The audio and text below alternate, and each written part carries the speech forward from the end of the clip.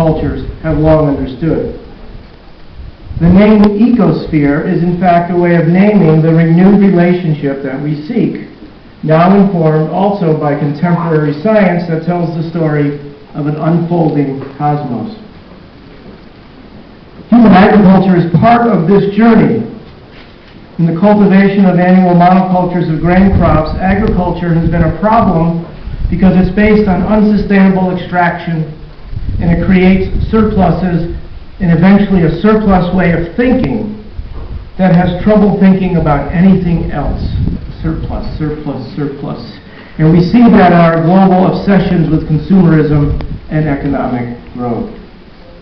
While diminishing the planet into parts that become trapped in a domination-subordination dynamic, surplus agriculture and its analogs have also promoted species extinction, human population growth, climate change, and social injustice.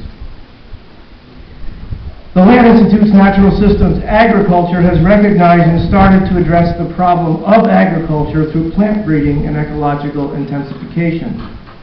And what our research program at Ecosphere Studies is suggesting is that the insights of the whole long-range vision of the Land Institute's work can be applied more broadly in other areas to enact social and cultural change. If we seek, quote, a community life at once prosperous and enduring, as the Land Institute's mission pictures for us, we need to deeply understand history and to open our minds to a breadth of possibility. We need what philosopher Alfred North Whitehead calls a refreshment of the imagination. So Ecosphere Studies is really investigating how to change the way we think about our place in a living planet. So the question then is how?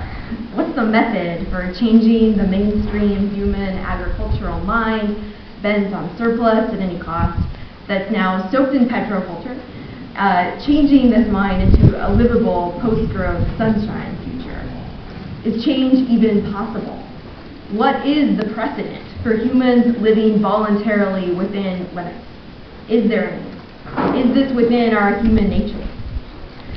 Well, biophysical ecospheric limits are always already here, and they are not negotiable.